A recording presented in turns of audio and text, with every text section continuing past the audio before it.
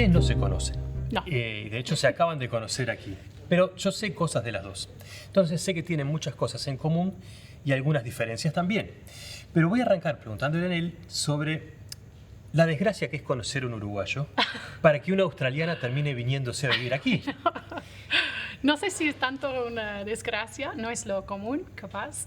Siempre me preguntan por qué Uruguay y digo, bueno, como me convenció mi pareja y dicen, ay, el amor. y sí, es el amor, pero también muchas cosas, ¿no? Como yo me sentía bien en Uruguay la primera vez que vine y estoy contenta con mi pareja y estoy contenta con mis decisiones de haber vivido acá, de haber venido acá, sí. Porque en los dos casos, ustedes no son las inmigraciones que más conocemos, las de nuestras generaciones anteriores que vinieron escapando de las guerras o del hambre, ni las que han llegado los últimos años, que de repente tienen más que ver con conflictos o situaciones puntuales políticas en otras partes del continente. La tuya, María Victoria, cuando me enteré, primero me contaron un poco mal cómo era la historia, pero viniste porque tenías ganas de seguir en actividad.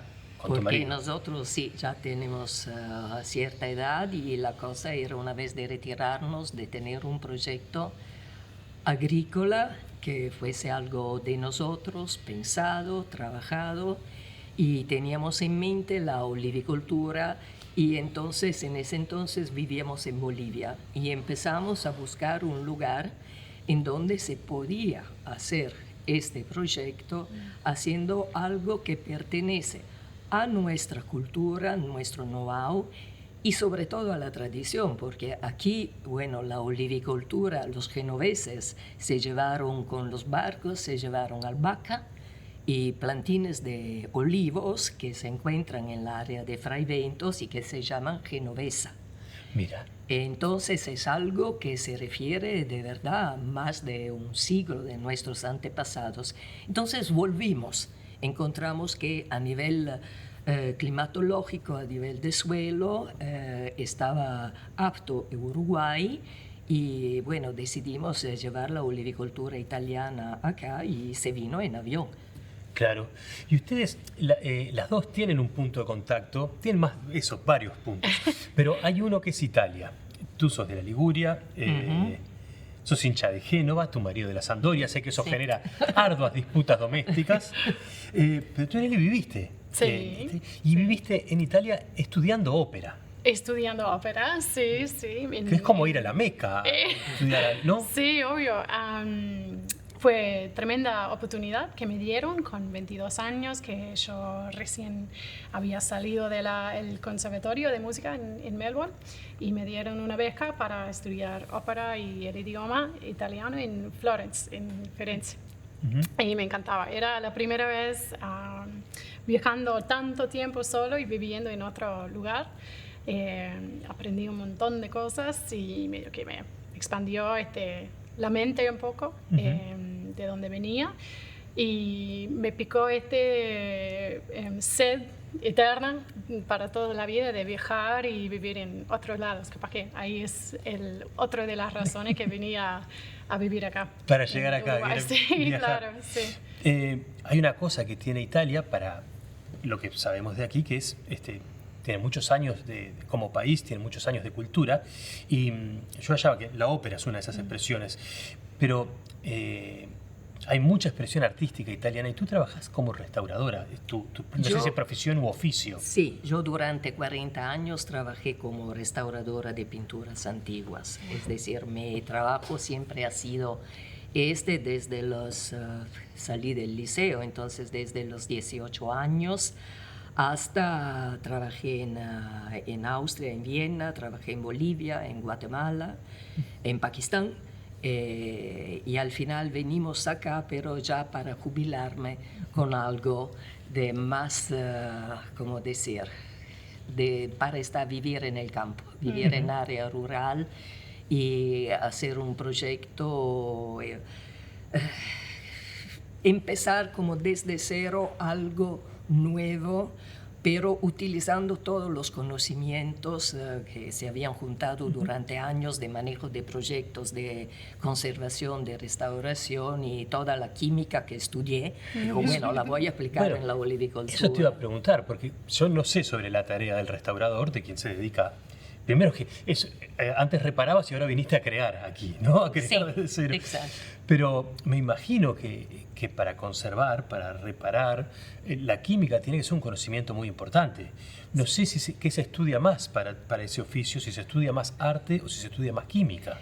Se estudia más técnicas artísticas, es decir, se estudia mucho más lo que son las técnicas utilizadas para los pintores, y esto significa estudiar química, estudiar física y historia de arte, sí, porque siempre está relacionada con todo. Pero el oficio de restaurador es olvidarse de la imagen y fijarse solamente en lo que son los materiales. Yo tengo que preocuparme de la materia prima de la pintura, no de la imagen. La imagen pertenece al pintor. Yo tengo que respetarla y preocuparme solo de conservar el material que permite a la mente, a la idea del pintor de transmitirse en el futuro. Entonces es un trabajo en donde uno tiene que limpiarse la cabeza y ponerse y fijarse solamente en la parte técnica y utilizar todos los conocimientos químicos que tiene. Otra cosa que tiene Italia, aparte del arte, es la tradición de la oliva, de la que ya hablaremos, pero también está la tradición del café. Sí.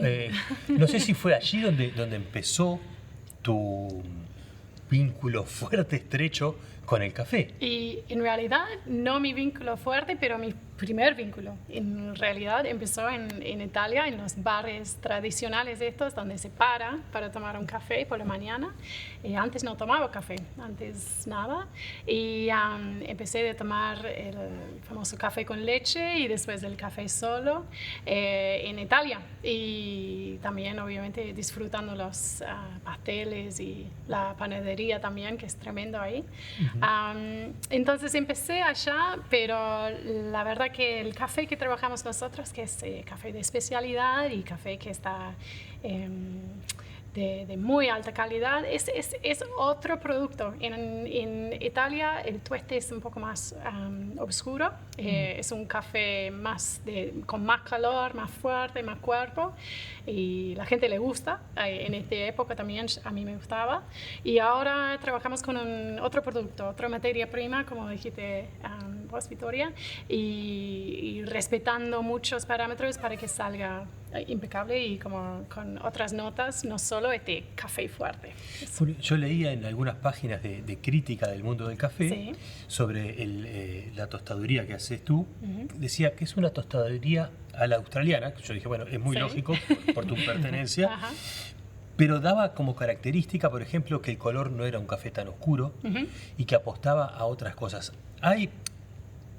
Yo creo que en Uruguay estamos recién desarrollando una cultura, yo estoy lejísimo de tenerla, en el paladar hoy te decía, a mí me gusta cuando me deja algo abajo de la lengua que no sé cómo explicarlo. Sí. Y tú me decías que pueden ser notas frutales. Sí. Pero, bueno, ¿cómo se identifica una tostaduría? ¿Cómo podés tan fácilmente decir, la italiana es más oscura y son cafés con más cuerpo, la australiana, bueno, es un más intermedio?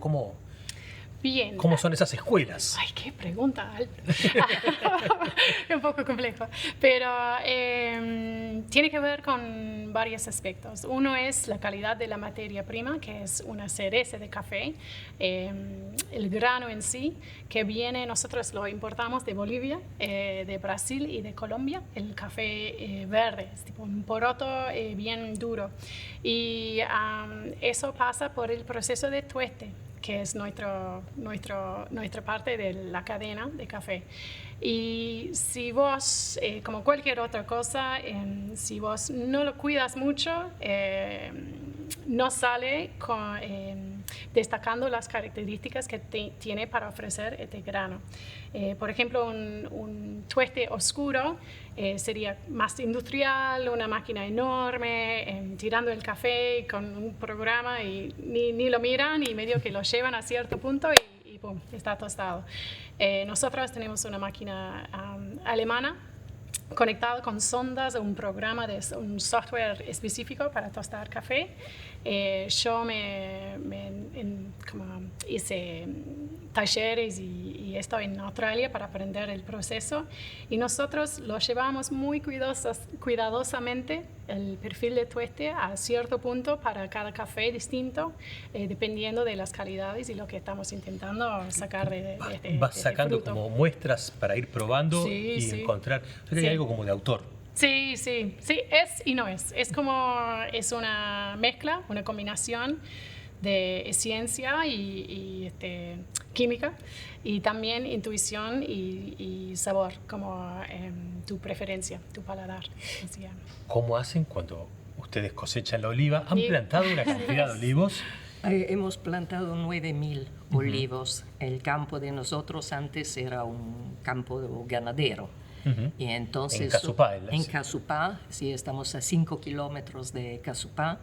Era un campo en donde solo había vivido ganado, entonces una tierra para nada explotada, de grandísima calidad, muy fértil, sin erosión y sin uso agrícola. Ahí importamos los plantines desde Italia, en avión se vinieron, eran plantines de unos 30, 40 centímetros. 7.000 plantas vinieron en avión, y son plantas genéticamente certificadas, porque la elección fue, al tener 9.000 plantas y 40 hectáreas, hacer algo absolutamente nuevo para la olivicultura de Uruguay de ahora, pero con raíces en el pasado, porque los italianos habían llevado los genoveses aquí olivos, mientras que ahora son solo los españoles. Eso te iba a decir, aquí la oliva es española, o los aceites que llegan y que aparentemente, cuando uno va a un supermercado, pues, aparentemente son los que tienen prestigio, son los españoles, y ustedes trajeron otra variedad. Nosotros trajimos Tayasca, Frantoio, Lechino y Pendolino desde ¿Son Italia. todas de la Liguria? Después, no. Tayasca es de Liguria, y Frantoio, Pendolino y Lechino son de Toscana. Ajá. Goratina es de Puglia. Entonces, pero como para el café, son variedades que dan resultados diferentes. Claro. Y yo siempre digo que nuestro trabajo es el trabajo de la 3A. Somos agricultores, somos artesanos y somos artistas. Porque tenemos que cuidar nuestra materia prima con la plantación, nuestros 9.000 olivos. Somos artesanos porque el trabajo de elaboración del aceite es un trabajo de artesanía, pero junto tienes que ser artista, porque para sacar lo mejor de tu materia prima tienes que tener algo, inventarte algo, cada vez estudiar algo nuevo para sacar lo mejor, porque como decía ella, tú puedes tener una industria, aprietas un botón, todo se va en automático y al final metes aceitunas y sacas aceite. Pero si quieres un aceite y, como decir, aprovechar de las características únicas que tiene cada variedad la tienes que trabajar de forma diferente. Lo cual significa que estás al lado de la máquina, vas probando todo el aceite que sale del decanter y vas aprontando todos los parámetros para seguir mejorando. Por eso los aceites tienen que ser únicos. Por eso. ¿Cómo se hace una cata de aceite? Porque es algo que tampoco tenemos costumbre. A mí una vez me llevaron en España a un lugar donde estaban elaborando y me pusieron unos recipientes pequeños que tenían distintos aceites, y me pusieron pedazos de pan. Yo, sin saber, mojaba el pancito en el aceite, lo probaba y decía, qué rico. Y no me daba para decir más que eso. Pero ¿qué es lo que uno tiene que buscar? Bueno, ahora, yo hice el curso de sommelier para aceite de oliva con la Facultad de Química acá, y con el panel del COI que te hacen la parte práctica. No tengo pretender de ser una catadora de aceite, pero sí lo hice sobre todo para entender bien lo que estaba haciendo yo. Claro, ¿qué es lo que pasaría con el consumidor también? Que nuestros paladares estén educados para disfrutar el producto que sea. Exactamente. Entonces, la cosa importante es que también lo que hacemos nosotros con el consumidor es enseñarle primero a leer la etiqueta del aceite. Segundo, a entender cuáles son los perfumes, los sabores, qué es lo que tiene que buscar uno con el aceite. El aceite normalmente no se cata con el pan. Bien. Se cata. De red de entrada. Bueno, es más fácil con el pan, porque a veces un aceite muy amargo y picante a tomarlo así puede molestar la garganta. Pero se toma un trago, se pasa la lengua alrededor del paladar y después uno empieza a hacer entrar aire por la boca y salir por la nariz.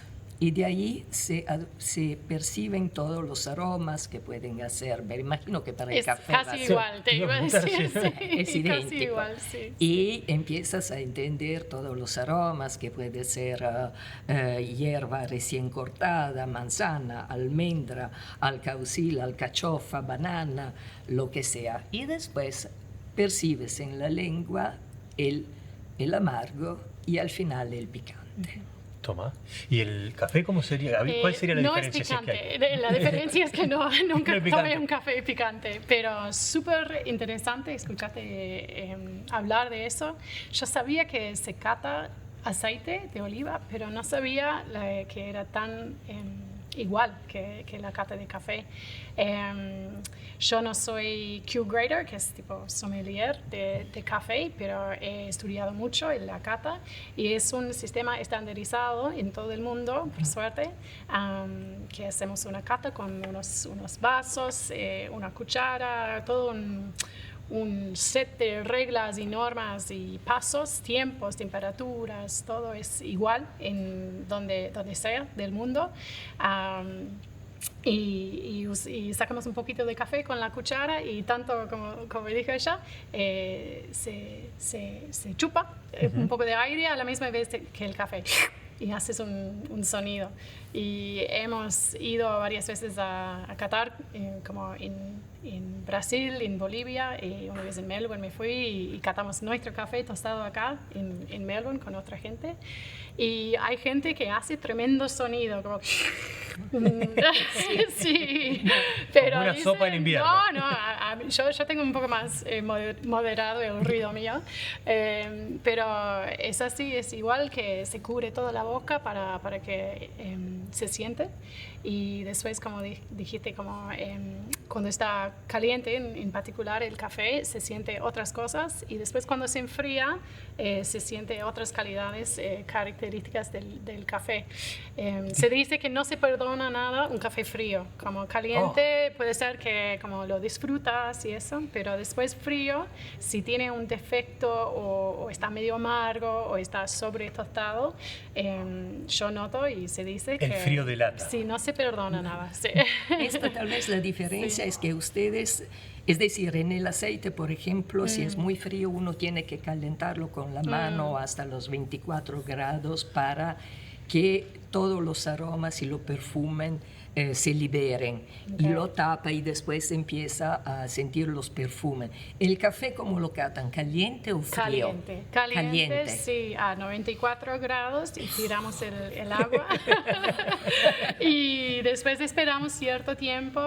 Hay todo un proceso, se hace una costra en la superficie del vaso. Después de 4 minutos se rompe esta costra con la cuchara y salen los aromas más intensos en este momento. Después esperamos un rato más para que no se quema la lengua y ahí es cuando se analiza y se categoriza este producto. Una cosa que me da curiosidad. Bueno, que en realidad es parecido en los dos mundos. Hay 100 y pico de variedades de café. Sí, muchas. ¿Cuántas son las que tienen uso comercial a nivel mundial? Y en realidad todos, como... Sí. Pero las que preponderan, que se llevan la mayor parte del mercado, tengo entendido que son 2. Sí. No, a ver. Variedad y varietal. Perfecto. Ahí está. Dale. La variedad, hay arábica, que es mayormente el café de especialidad, y robusta. Y robusta en realidad viene de un arbusto un poco más fuerte, tiene mayor producción, no es tan débil con tipo bichos y enfermedades que pueden afectar el crecimiento del producto. Y Robusta va más para el café comercial tradicionalmente, y después Arábica tiene más potencial para ser como tener más posibilidades de sabor y de calidad, y ahí es donde está el café de especialidad. Ahora, interesante, en Brasil y en otros países están haciendo experimentos, pruebas y produciendo tremendo café que es robusta, pero de calidad, especialidad. Cuando hablo de café de especialidad, es cualquier café que se cata y se da una nota entre 80 y 100, un puntaje de 80 a 100. Abajo de eso sería la categoría tipo industrial, digo. Yeah. Entonces hay toda una forma de calificarlo. Y sí. Ustedes tienen una particularidad con el aceite que empezaron a producir aquí en Uruguay, que lo llevaron también al exterior y terminaron siendo es el primer aceite del hemisferio sur Nosotros, que recibe un premio internacional, Mario Solina. Con el Tajasca, que es la variedad de nuestra tierra, de Génova. Hemos participado en 2024 al concurso internacional del COI, que es el Comité Olivícola Internacional, para el mejor aceite del hemisferio sur. Y hemos ganado como mejor aceite del hemisferio sur. Hemos ganado a Argentina, a Brasil, a Australia también. Le hemos ganado a Australia también. Y esto es el resultado de traer y de trabajar con variedades que no sean comerciales. Porque la mayoría del aceite en Uruguay es aceite comercial, que con plantas, con variedades que empiezan a producir muy jóvenes, entonces uno empieza a tener un retorno económico más temprano. Pero, como se dice a Italia, el olivo se planta para los nietos.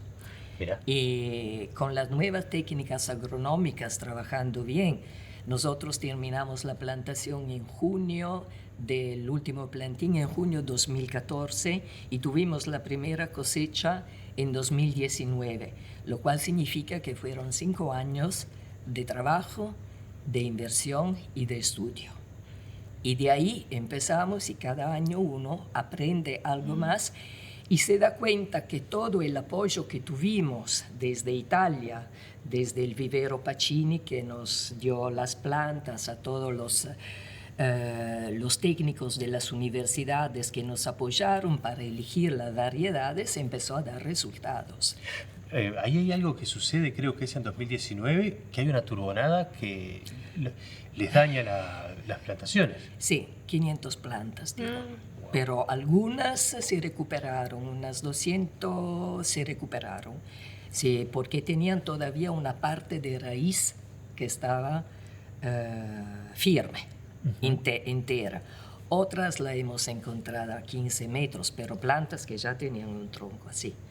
La arrancó y se la llevó y ahí tuvimos que volver a replantar. Por suerte teníamos teníamos plantines en el vivero todavía para poder replantar, y porque lo que no queremos es ver agujeros en el campo.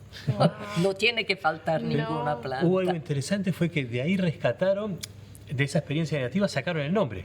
Después que le dieron Pique Roto. Sí, ¿no? Sí, porque cuando pasó esto, éramos en Australia justo a visitar al hijo y sabíamos que íbamos a tener la primera cosecha en 2019, pero no teníamos el nombre del aceite.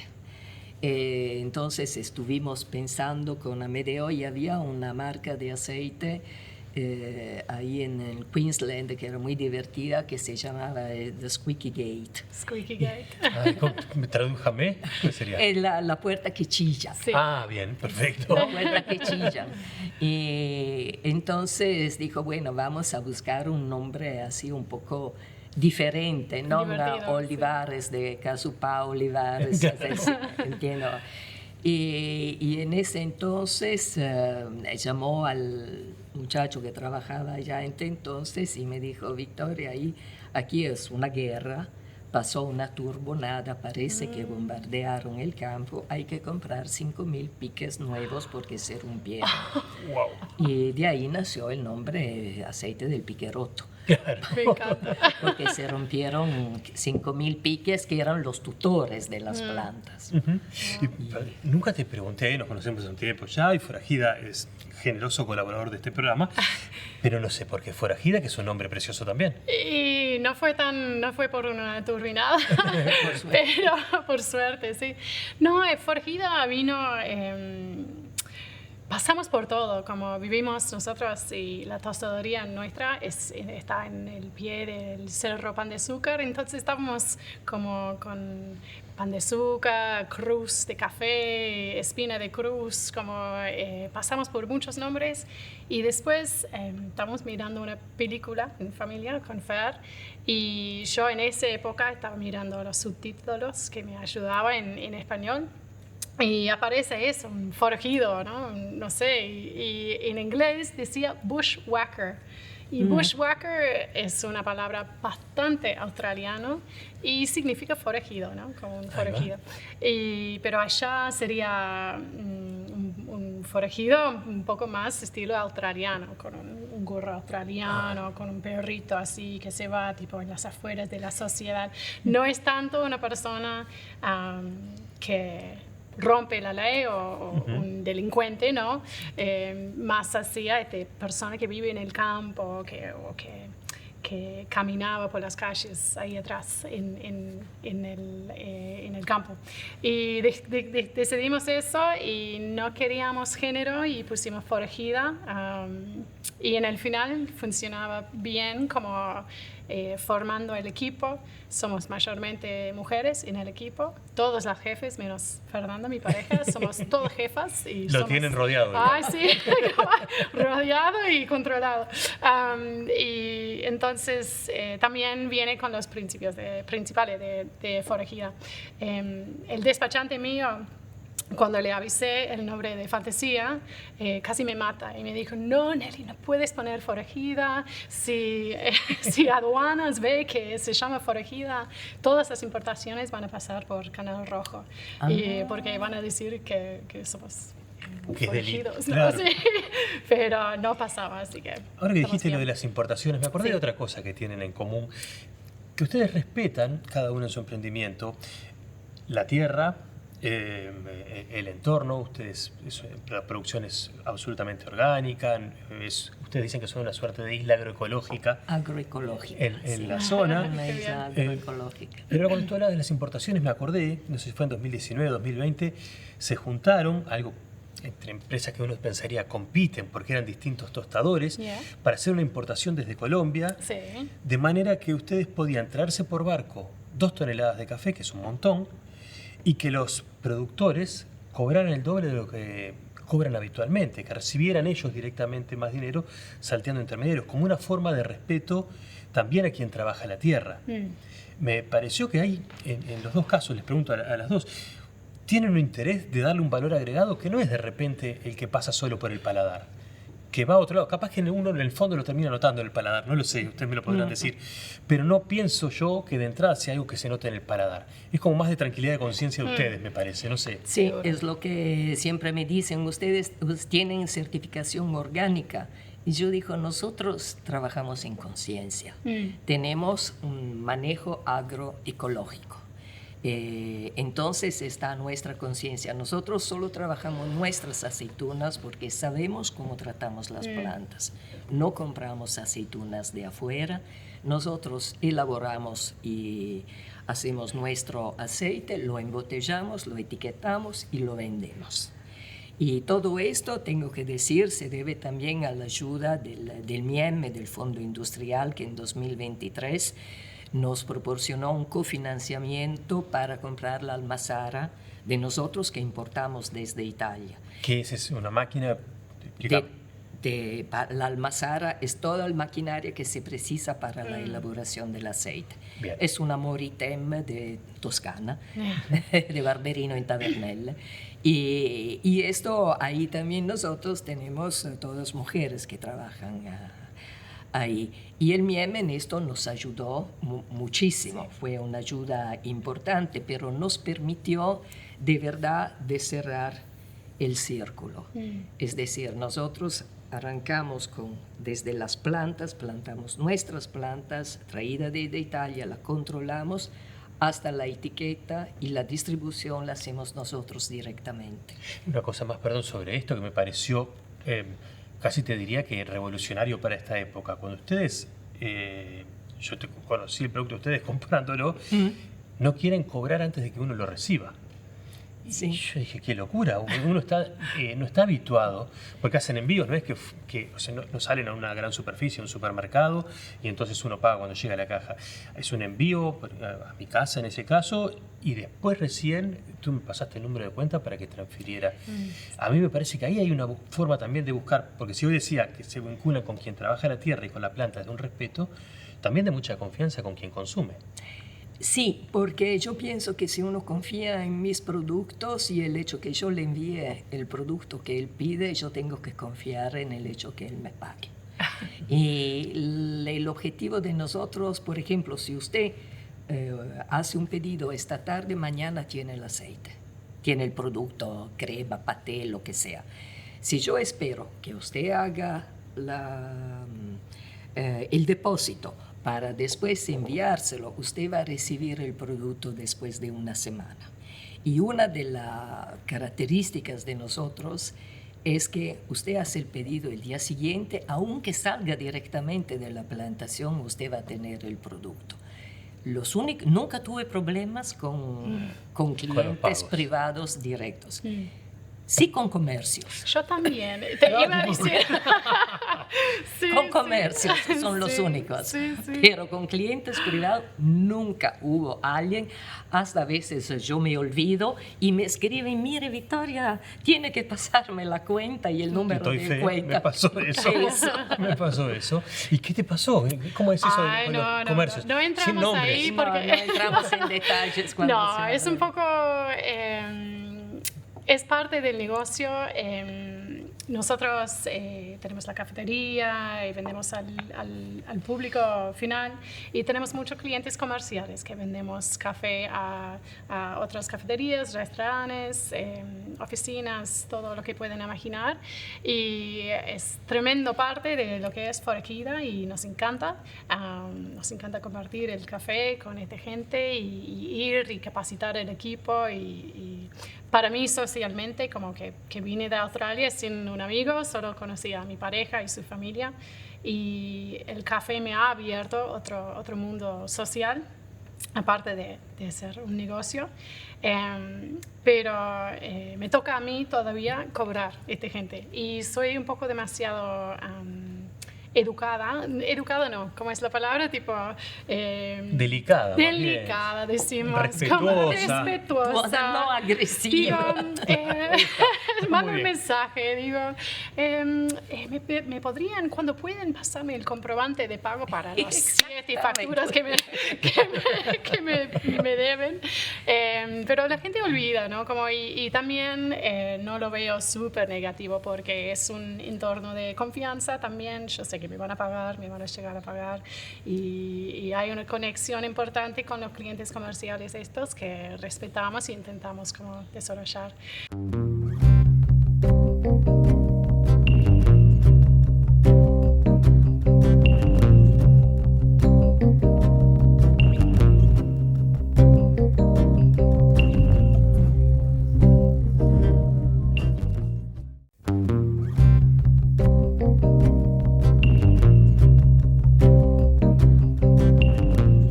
Quiero saber cuánto hace que no cantás ópera. Y si la última sí. vez fue...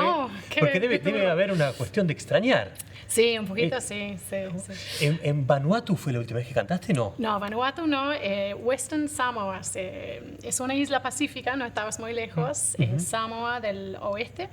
Y me fui de chiquita con un grupo, un coro, y cantaba ahí.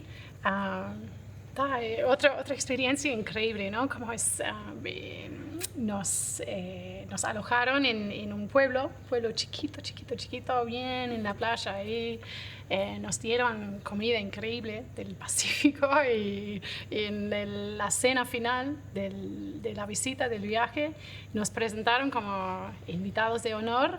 Nos presentaron un plato especial y casi nos desmayamos porque había una tortuga.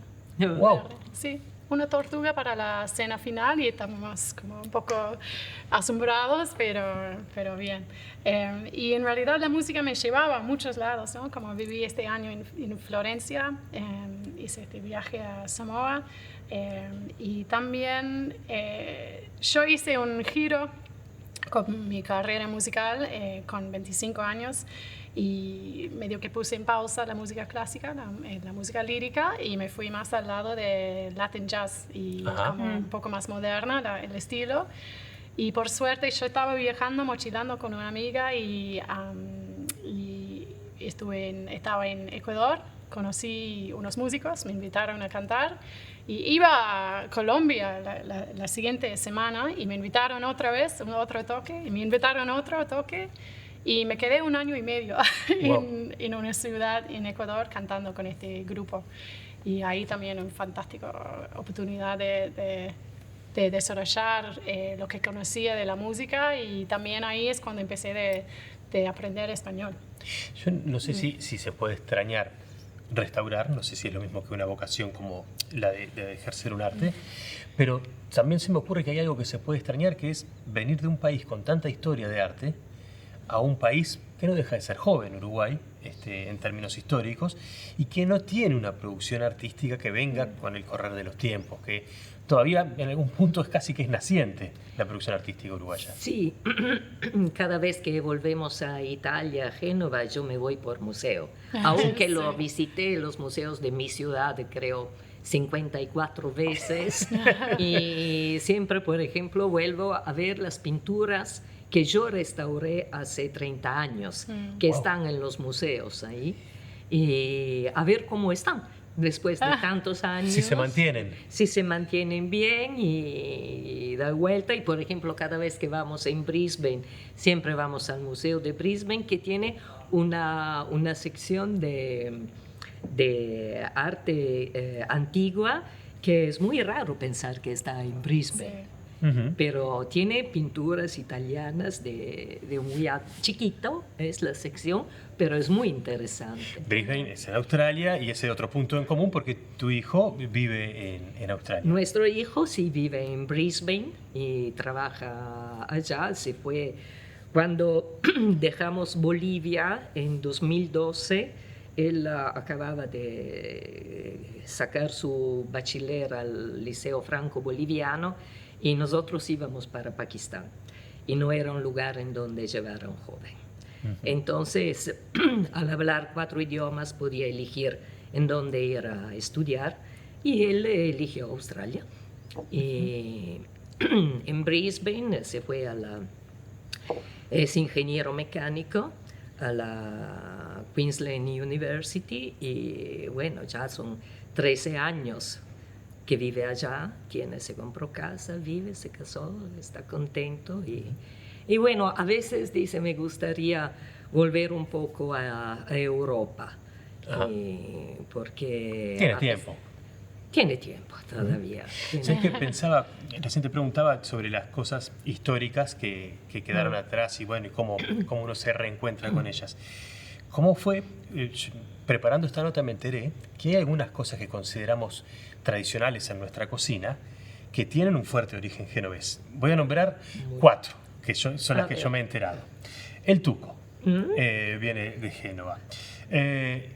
Ustedes dicen farinata a lo que nosotros decimos fainá. Fainá es de tuco, y fainá es dialecto de Génova. En italiano es el tuco. Se llama así porque hasta cuando yo era chica, mi mamá se iba al carnicero y le decía, deme un tuco. Un tuco es un pedazo de carne que se ponía a cocer en salsa de tomate durante 3 o 4 horas. Y después se molía y salía la salsa de tomate, y que era el tuco. El tuco era lo que ustedes llaman ahora salsa boloñesa. Exacto. Ay, Pero en dialecto de Génova se llama tuco. sí. Bien, y las otras dos que me habían dicho eran la pascualina y la focaccia. Pascualina, no te puedo creer. La No. pascualina es de Génova y se llama pascualina porque se hacía en el periodo de Pascua, que allá es invertido. Y era la temporada de los alcauciles y cuando las gallinas se empiezan a poner de vuelta. Mira, Y entonces pues, había muchos huevos y los alcauciles. Y las mujeres utilizaban toda esta materia prima que tenían en Génova, porque Génova tiene una cocina muy rica, pero con una materia prima muy pobre. Ajá. Y la leyenda dice que tenía que hacer la masa, tenía que ser 33 hojas, muy fina, como los años de Cristo, porque se hacía para festejar Pascua. Wow. Mira, qué interesante. ¿Qué te encontraste en Uruguay cuando llegaste, Nelly? Porque conocías a Fernando, sí, Sí, capaz que sí. algunas cosas ya te había referido de Uruguay, pero bueno, tengo entendido incluso que la primera vez que viniste sin él se quedó allá Sí. y tú estuviste unos meses Sí, por acá. sí. ¿Y qué te encontraste? ¿Cómo fue tu choque cultural? Mi choque cultural. En la primera instancia estuve 2 meses nomás y era un viaje para ver si me gustaba o no me gustaba Uruguay, en realidad, porque llevaba muy poco tiempo en mi relación con mi pareja y 1 año y medio capaz, y le dije, yo me voy a Uruguay, porque si vas a mudar ahí, yo me voy contigo, yo quiero saber que está bien, que me siento ok ahí, que puedo armar una comunidad y un proyecto, no sabiendo que íbamos a ser forajidas en este momento. Y vine y mi futura suegra me buscó en el aeropuerto, me fui a su casa y me quedé con ellos ahí. Y no lo encontré un choque y ahora no encuentro choques culturales. Encuentro diferencias que en cualquier país hay, pero hay bastantes similitudes también con Australia. Somos gente de la costa, ahí, donde vivo yo, ¿no? Estoy en Piriápolis, hablo no del interior. Yo creía en el campo, en el interior de Australia, en un lugar bastante con eucaliptos y no sé, bajas y eso. Y donde vivo ahora es bastante parecido. No hay canguros. No hay canguros acá. Esa es la única diferencia. Salvo tu marido que tiene ese apodo. Bueno, es que Tu sí, compañero. lo llaman eso. Y yo vine sola justo por eso, que no quería llegar a un lugar nuevo y ser la nueva novia del canguro. Yo quería ser Nelly, como quién soy. Y así como empezar de cero ahí. Una de las diferencias, y capaz que no es tanto un tema para Victoria, porque italianos también les gusta besar, ¿no? Sí, en los saludos. Nosotros en Australia no se besa. ¿Cómo se saluda? No da besos. La Como, mano así. no, la mano, ¿cómo estás? ¿Todo bien? Soy Nelly, ¿cómo estás? Y acá los besos es súper parte de la cultura, ¿no? Como voy a un evento donde no conozco a nadie, 35 personas, hago la ronda de 35 besos. Si estoy media hora o 3 horas, cuando voy del evento, tengo que otra vez dar los 35 besos. Y eso es una cosa que a veces me cuesta un poquito. Ahora me acostumbré más. Y en la pandemia eso me costaba un montón, como que la gente me quería dar besos. Yo estaba embarazada y con tapaboca intentando sacar café todavía en la cafetería y la gente me quería besar y yo... Oh. Pero no, nada, como me siento bien acá, me siento como que es un lugar donde hay oportunidades. Mencionaste lo de MIE, el cofinanciamiento, y nosotros también tenemos uno que, por suerte, que hace 1 año nos dieron un cofinanciamiento para acceder a una nueva tostadora de café. Que para mí es tremendo, como yo soy extranjera, mi pareja es uruguayo, pero venimos acá con toda intención de armar un lindo proyecto y que el gobierno está con estos proyectos para apoyar small business, ¿no? Negocios chicos, me parece fantástico. Y nos da una oportunidad a aumentar la capacidad, la eficiencia y la calidad de nuestra producción. accediendo a estas máquinas. No es solo la tostadora que viene, sino un post quemadora, que es otro aparato que se conecta con la máquina y eso reduzca las emisiones del proceso de tueste a cero. Entonces es súper bien. Sí. Recién hablaste del embarazo. Yo no sé cómo habías pensado tu vida cuando ibas creciendo y cómo te imaginabas eventualmente la maternidad, pero yo me imagino que uno va pensando en ser padre o madre cuando es más joven en el lugar donde creció. Sí. Porque es donde tiene las referencias, la familia con la que hay más confianza para que te dé una mano, te ayude, te apoye. Bueno, acá está la familia de tu compañero, sí. Pero ¿cómo es maternar 2 niños ahora? Porque ya hay uno de 7 meses. ¿Cómo es ser madre de los niños acá? ¿Tiene algo parecido a lo que habías soñado más joven? Ay, no sé si soñaba. O pensaba. Yo extraño mi familia. No extraño tanto mi país porque ya me acostumbraba a estar acá, pero sí extraño mi familia y extrañé más mi mamá y mi hermana en el momento de gestar, ¿no? Como en los primeros meses de tener un bebito, me hubiese encantado tener a mi mamá a mi lado. Pero por suerte tengo una buena suegra, que no es que todo el mundo puede decir eso, pero yo con confianza digo eso. Y un grupo de amigos también que me apoyan, me reapoyan. Lo que no imaginaba capaz era estar trabajando tanto a la misma vez de tener niños chicos, pero es una decisión de familia que hemos hecho y capaz que no tan tradicional, pero yo al mes del bebé ya estaba trabajando de vuelta y Fernando, mi pareja, él tiene un porcentaje mayor que yo en cuidar a los niños y a la casa. Entonces yo que soy más en las tareas físicas, las tareas administrativas de la empresa, era más importante que yo estaba trabajando y que él estaba más con los niños. Él tuvo la licencia maternal. Sí, él tuvo más licencia maternal que yo, así que, pero está bien. ¿Y cómo es en tu caso tener al hijo? Está bien que ya es adulto, está casado y todo, pero que esté tan lejos también. Es la misma distancia que tiene la familia. Yo y Domenico dejamos a Italia en 1984.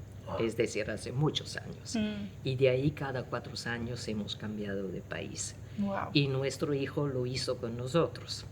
Entonces, al final, él dijo, yo nunca he vivido en el mismo lugar tanto como en Australia.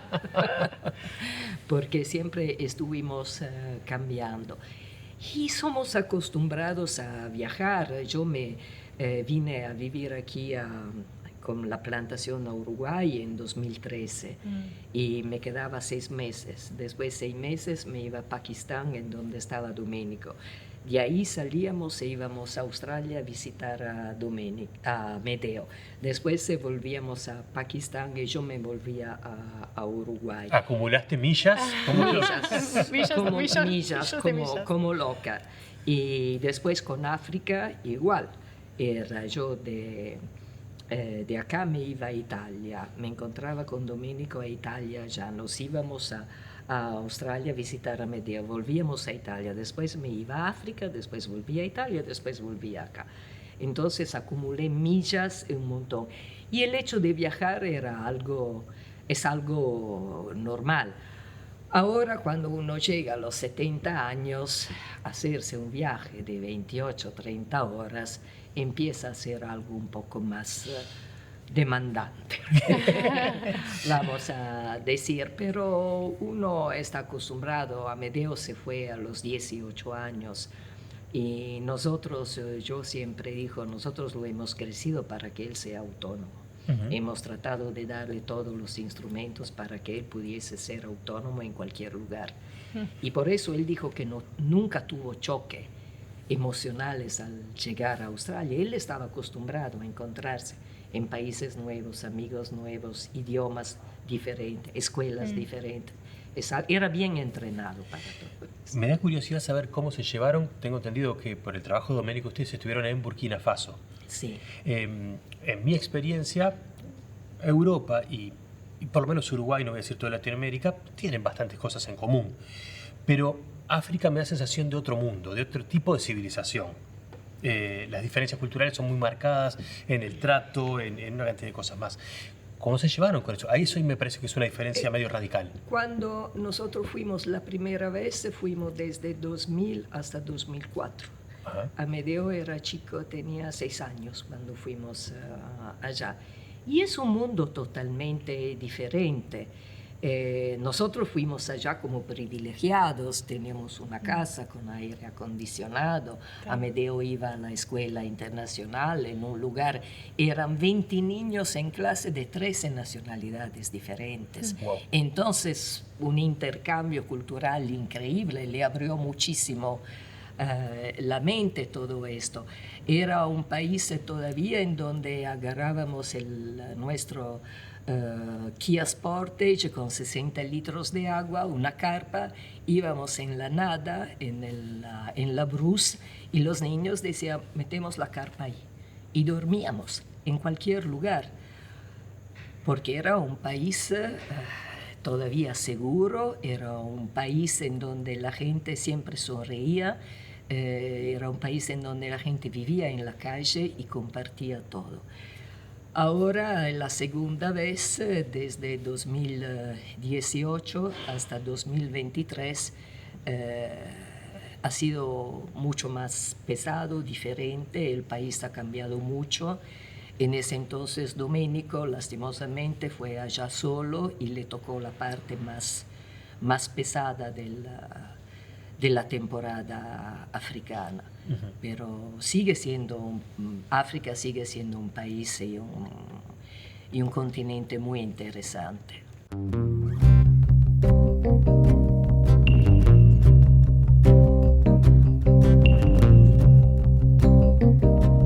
Hay una forma de viajar, sí, que es, para mi gusto, la literatura. Es una forma de trasladarse por el mundo. Me dijeron que sos muy lectora. Sí. Que no sos muy lectora de poesía, pero que no, de cuentos y de novelas sí. Sí. Bueno, entonces yo elegí junto con la gente de la editorial, de Estuario, elegimos esa novela que se llama Contrato Familiar. Contrato Familiar, de Virginia Anderson. Virginia Anderson, exactamente. Interesante. Sí, es Estuario. Es una novela que arma como la historia de una familia, con todos los detalles lindos y también con los detalles amargos. Es algo así como una nota de cata de una familia que tiene la parte dulce y la parte un poco más amarga. Pero ahí Pablo Casacuberta, que es un escritor, dice que leer esta novela te deja como que hubieras abierto un cajón a tus emociones familiares. Qué lindo. Así que espero que sea gracias, de verdad. Lo voy a aprovechar con mucho gusto. Bueno, espero que lo disfrutes. Eri, para ti es bueno, es algo que ya voy a esperar que lo abras y lo veas. Así no te quemo el nombre, por lo menos. El café del griego. El café del griego. Qué lindo. Es una novela de Sergio Altesor. ¿Sí? Es un café que está situado en París, que lo atiende un griego, y donde van pasando distintas personas y, digamos, en algún momento alguien más joven, en algún momento alguien más de mediana edad, o sea que podría ser también un tríptico, si lo ponemos en términos artísticos, donde se va armando, una vida. Y supongo que en algún punto también es lo que pasa cuando uno tiene delante un café, porque más allá de tostar y moler forajida, ustedes llevan adelante el Espresso Bar en Piriápolis, sí, que está precioso y se come muy rico, además de tomar un café muy rico, pero supongo que historias así, tal vez, u otras, propias de Piriápolis pasan por ahí. Buenísimo, muchísimas gracias. Así que bueno, les quiero agradecer a las dos el tiempo y para cerrar te voy a hacer una pregunta porque me dijiste algo antes de empezar sobre el café que estamos tomando los tres. Que me dijiste que tenía una historia. Tiene una historia. Y me da mucha curiosidad saber la historia del café que tomamos. Bien. El café se llama Tierra Tucán. Y nosotros intentamos poner nombres interesantes o que significan algo, como empezamos poniendo solo el nombre del productor, que como hemos hablado antes, nosotros no tenemos plantas, no tenemos el terroir ni la altura para plantar café, entonces tenemos que tratar con los productores de otros países. Fuimos este año a Brasil con toda la familia, con 2 niños, una compañera de trabajo y mi pareja, y fuimos a Minas Gerais a visitar nuestro proveedor de confianza, una cooperativa ahí. Y en una de las fincas, la última finca que fuimos se llama Fazenda Coqueiro, y el productor nos llevó al punto más alto de la finca. Él en su 4x4 con un perrito ahí, divino, y nos llevó ahí y nos contó que desde la parte más alta se ve todas las tardes a las 5 p.m. una familia de tucanes que vienen de un lado de la finca a otro y chillando y tipo haciendo ruido, cantando ahí, y ellos van a donde duermen la noche. Y me impactó la historia. No vi los tucanes, ¿no? Como en este momento, pero me impactó el cuento. Y ahora que estamos en la tazadoría, catando el café, decidiendo qué nombre poner, nos ocurrió eso, Tierra Tucán, que es frutal y como tropical. Y tiene yo lo tomo y me acuerdo de este momento con el productor ahí. Así que, muy bien. Yo les quiero agradecer a las dos el tiempo y la confianza Gracias, por la charla. Y les voy a hacer una última propuesta, pero sé que son dos mujeres con coraje porque se han arriesgado a recorrer el mundo, a que vayamos para que ellos cuidan caminando los tres juntos para cerrar el programa. bueno, Muchas gracias. Muchas gracias.